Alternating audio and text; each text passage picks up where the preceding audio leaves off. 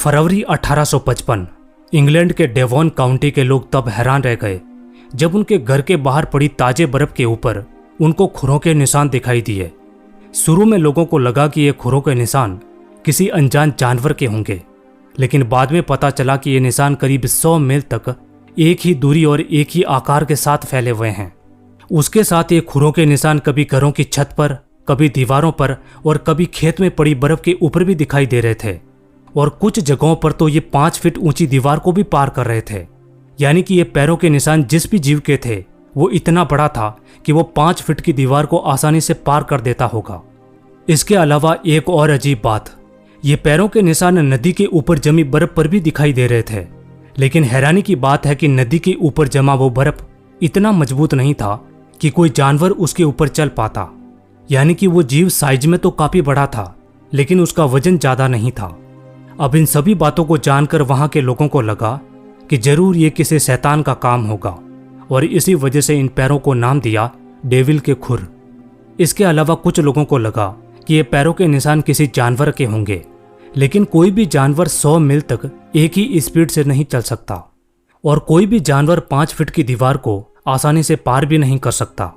और यदि ये पैर किसी जानवर के होते तो वो नदी के ऊपर जमी बर्फ को पार नहीं कर पाता, क्योंकि वो नदी की बर्फ इतनी कमजोर थी कि यदि उस पर कोई भेड़िया भी चलता तो उसके वजन से भी वो पानी में गिर जाता। इन पैरों के निशानों को देखकर कई लोगों ने अलग अलग थ्योरी दी, लेकिन आज तक कोई स्पष्ट उत्तर नहीं मिल पाया है। डेविल्स फुटप्रिंट आज भी इंग्लैंड के इतिहास के सबसे अनसुलझी और डरावनी घटनाओं में से एक मानी जाती है। इस वीडियो को अंत तक जरूर देखना, आप इतिहास की मिस्टीरियस और अनसोल्ड घटनाओं के बारे में जानोगे। Number 2, the man in the iron mask. 17वीं शताब्दी में फ्रांस में एक रहस्यमय कैदी को सालों तक अलग अलग जेलों में रखा गया, जिसे कभी भी अपना चेहरा दिखाने की अनुमति नहीं थी। उसके चेहरे पर हमेशा एक लोहे का मास्क होता था। ये कैदी सबसे पहले 1669 में सामने आया था, जब उस कैदी को पेग्नेरोल किले में लाया गया।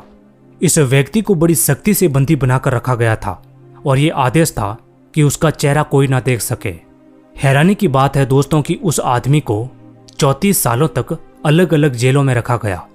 न तो उस आदमी के चेहरे से उस मास्क को हटाने की अनुमति थी, और न ही वो आदमी किसी से बात कर सकता था। जब 1703 में उस आदमी की मृत्यु हुई तो उसके बाद जेल के रिकॉर्ड से उसकी सारी जानकारी भी हटा दी गई, ताकि बाद में भी इस बात का पता ना चले कि वो व्यक्ति कौन था। अब कुछ इतिहासकारों का यह मानना है कि वो फ्रांस के राजा लुई 14 का जुड़वा भाई था, जिसे सत्ता संघर्ष से बचाने के लिए छुपा कर रखा गया था। इसके अलावा कुछ लोगों का यह भी मानना है कि वो या तो कोई जनरल या कोई राजनायक था, जिसने अपने राज्य की कोई गुप्त बात जान ली थी, इसलिए बाद में उसको बंदी बनाकर रखा गया। दोस्तों, इस मास्क मैन के बारे में कई इतिहासकारों ने अलग अलग थ्योरी दी, लेकिन ये व्यक्ति आज भी फ्रांसीसी इतिहास का सबसे बड़ा अनदेखा चेहरा बना हुआ है। Number 3, ओतजी the Iceman. 1991 की बात है। ऑस्ट्रिया और इटली की सीमा पर एप्लस पर्वतों में 2 पर्वतारोहियों को बर्फ में एक शव मिला। बाद में जब इस शव की जांच की गई तो पता चला कि यह शव करीब 5000 साल पुराना है। वैज्ञानिकों ने इस मम्मी को नाम दिया ओतजी। उसके बाद वैज्ञानिकों ने ओतजी के शरीर की जांच की और पता चला कि ओतजी के शरीर के ऊपर करीब 61 टैटू बने हुए हैं। यानी कि आज से 5000 साल पहले भी लोग अपने शरीर पर टैटू बनवाते थे। इसके अलावा ओतजी के शरीर के पास कांसे की कुल्हाड़ी, जड़ी बूटियों की पोटली, तीर कमान और चमड़े के कपड़े भी पाए गए थे। इसके अलावा वैज्ञानिकों को यह भी पता चला कि उसके शरीर पर तीर का निशान है और सिर पर भी चोट लगी हुई है।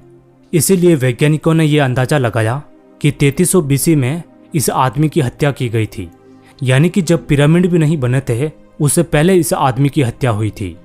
अब दोस्तों, इस मम्मी की जो सबसे रहस्यमय बात है वो ये है कि 7 ऐसे वैज्ञानिक और खोजकर्ता थे जिन्होंने इस मम्मी को हाथ लगाया था, यानी कि जिन्होंने इस मम्मी की जांच की थी, लेकिन उन सभी 7 वैज्ञानिक और खोजकर्ताओं की रहस्यमय तरीके से मृत्यु हो गई। और इसी वजह से लोग ये मानते हैं कि शायद इस मम्मी को कोई श्राप लगा हुआ है और जो भी इसको छुएगा उसकी मृत्यु हो जाएगी। अब दोस्तों, भले ही लोग इस मम्मी को शापित मानते हो, लेकिन ओतजी नाम की इस मम्मी की वजह से ही वैज्ञानिकों को पुराने जमाने के लोगों के बारे में बहुत कुछ पता चला है। यानी कि ओतजी नाम की ये मम्मी आधुनिक विज्ञान की एक खिड़की है जो हमें पुराने जमाने में झांकने का मौका देती है। नंबर 4, ब्लडी मेरी। 1516 में इंग्लैंड के राजा हेनरी 8 के घर एक बच्ची का जन्म हुआ जिसका नाम रखा गया मैरी ट्यूडर। मैरी की मां का नाम था कैथरीन ऑफ एरागॉन। मैरी के पिता हेनरी 8 ने कैथोलिक चर्च से अलग होकर चर्च ऑफ इंग्लैंड बनाया और एक अलग धर्म प्रोटेस्टेंट को काफ़ी बढ़ावा दिया। जब बाद में मैरी रानी बनी तो उन्होंने इंग्लैंड को दोबारा कैथोलिक धर्म में लाने की कोशिश की और मैरी ने प्रोटेस्टेंट धर्म को रद्द कर दिया और जिन्होंने भी विरोध किया उसको धार्मिक देशद्रोही घोषित कर दिया। जब बाद में प्रोटेस्टेंट के लोगों ने ज़्यादा विरोध किया तो मैरी ने करीब 280 प्रोटेस्टेंटों को जिंदा जला दिया, जिसमें आम लोग, पादरी और महिलाएं तक शामिल थी। 280 लोगों को जिंदा जलाने की वजह से मैरी को ब्लडी मैरी कहा जाने लगा था और बाद में ब्लडी मैरी के बारे में एक कहानी काफ़ी ज़्यादा प्रचलित हुई।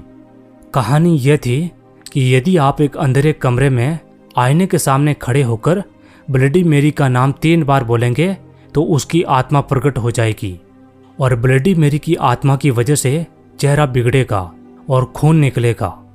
खैर, वैसे तो ये कहानी कई सारी महिलाओं से जुड़ी है, लेकिन खासकर इस कहानी को मैरी ट्यूडर से जोड़ा जाता है।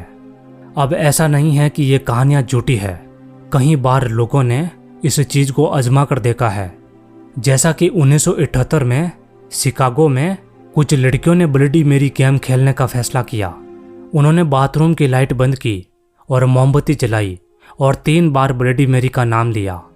उसके बाद कहा जाता है कि उन लड़कियों में से एक लड़की की आंखें लाल हो गई और वो अचानक अजीब आवाज़ें बोलने लगी। खैर, बाद में वो सभी लड़कियां बाथरूम से बाहर आ गई, लेकिन बाद में कई हफ्तों तक उन लड़कियों को डरावने सपने आते थे और उन लड़कियों का चेहरा आईने के सामने बिगड़ जाता था।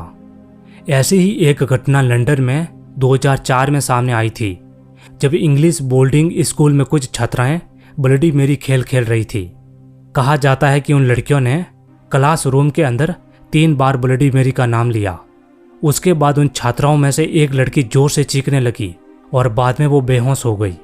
खैर, जब उस लड़की को होश आया तो उसने कहा कि आईने से खून बह रहा था और एक औरत उसके गले के पास आकर फूंक मार रही थी। अब वैसे तो ब्लडी मैरी की इस घटनाओं को कई लोग सच मानते हैं, लेकिन वैज्ञानिकों के अनुसार इसे कैप्यूटो इफेक्ट कहा जाता है। जब कोई व्यक्ति लंबे समय तक अंधेरे में आईने में खुद को देखता है तो उसे भ्रम पैदा होने लगता है। उसका चेहरा बिगड़ा हुआ और आत्मा जैसा लगता है। वैज्ञानिकों के अनुसार उस आदमी के साथ कुछ भी नहीं होता, बस उसके दिमाग में भ्रम पैदा होने लगता है। नंबर 5, 8 मई 1902 की बात है। कैरिबियन सागर में स्थित मार्टिनिक द्वीप पर माउंट पेली ज्वालामुखी फट गया। ये ज्वालामुखी सेंट पियर शहर के उत्तर में स्थित था। उस समय सेंट पियर शहर में करीब 30,000 लोग रहा करते थे और इस शहर को कैरिबियन का पेरिस कहा जाता था। जब 8 मई की सुबह 8 बजे माउंट पेली में भीषण विस्फोट हुआ तो ज्वालामुखी की राख, गैस और लावे का एक तूफान बना और वो पहाड़ से नीचे सेंट पियर शहर की तरफ आने लगा।